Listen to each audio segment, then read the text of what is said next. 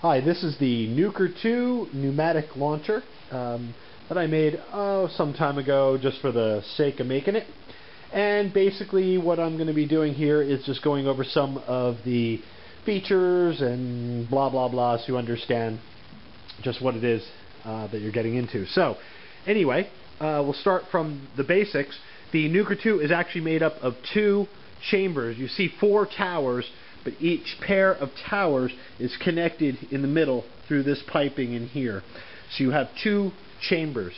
The reason for the two chambers is that in order to keep the sound it makes down so that it's not really loud, I needed to separate into two separate dump valves that are simultaneously released, and the air pressure from these chambers comes down through these valves, comes together into this pipe, and then to the bottom of the barrel, which is holding your tennis ball, your potato, whatever projectile you have, and then choom, up she goes and out. By splitting that in half into two 1-inch dump valves, it cuts the volume down significantly. Anyway, the bottom line is it just works under the chambers are pressurized with air through this valve here. This is a standard Schrader valve, which you would find on any bicycle tube or sports equipment, things like that. So it's very easy to find a way to fill. You add your pressure with an air compressor in here, and you crank her up.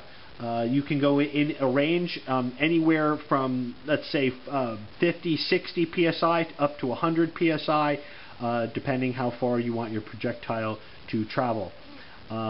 Anyway, the two chambers are equalized through this tube right here.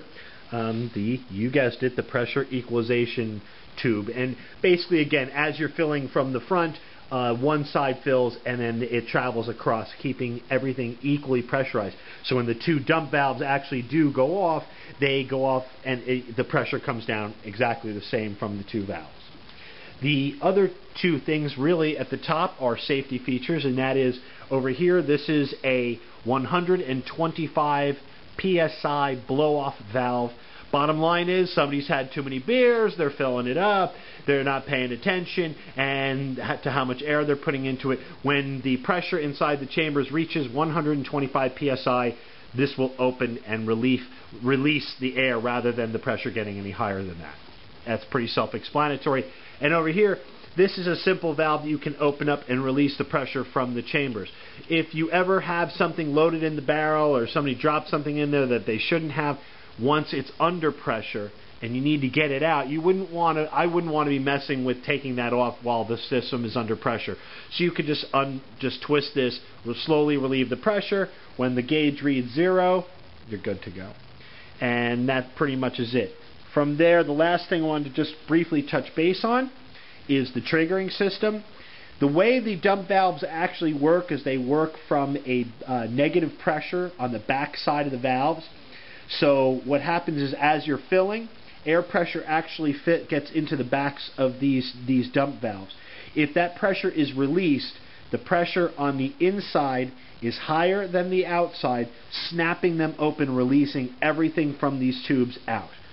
And in this valve here, basically at the end of this tube, is your remote trigger.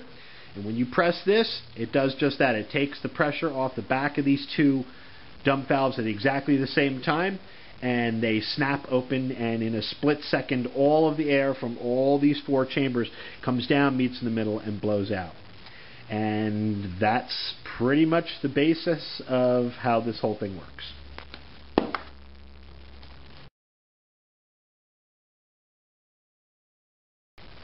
Okay, one of the best features of this launcher is the fact that it actually has interchangeable barrels. The one that's on here is the acrylic barrel that is made for potato launching, and it actually has got the grooves rifled into it to make the projectile spin. Anyway, exchanging barrels is a really simple operation. All you need to do is reach underneath the foam barrel support and slide it up and off, and then just twist the barrel. Now, the key is that the barrels should never be threaded on very tightly. They just need to be put on snug. Loosen it, take the barrel off,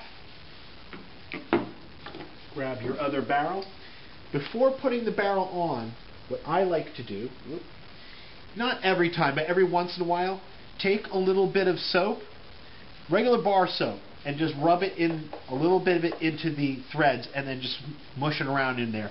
And it keeps everything soft. I prefer to use Irish Spring because it has a manly scent, but you can use whatever you like. Anyway, take the barrel and then just lower it back down in and drop it into the threaded hole and twist. Again, obviously be real careful not to cross your threads, and just snug, nothing more than that. It doesn't need to be tight. Then take your foam barrel support for that barrel and press it down evenly so that it's even with the second set of blue rings, and you're ready to go.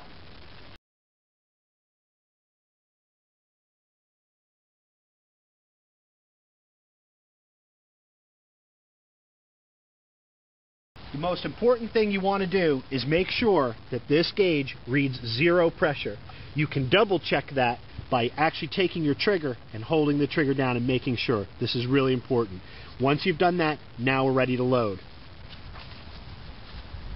Take a tennis ball, put it at the top, pop it in with your hand, press it down inside. And then take any sort of a rod. I got this old flagpole rod or whatever. Put it on top of the ball and just press it slowly down to the bottom of the chamber until it stops. You're loaded and ready to go.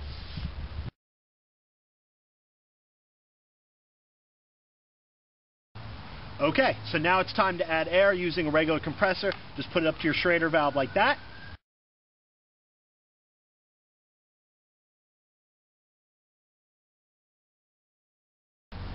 Okay, now that we've pressurized the tanks and we're up to just under 100 psi, which is the maximum you want to use, so we're good to go. Okay, so now you want when you go to fire it, the key to firing this machine is not to push the button, but to hold it. So when you fire, continue to squeeze it, and it gets all the pressure out all at once. If you just pop it, it doesn't work as well. And here we go. Okay, so basically you can aim it by, kind of tilting it any way you like, and then we just let her rip. 1, 2, 3.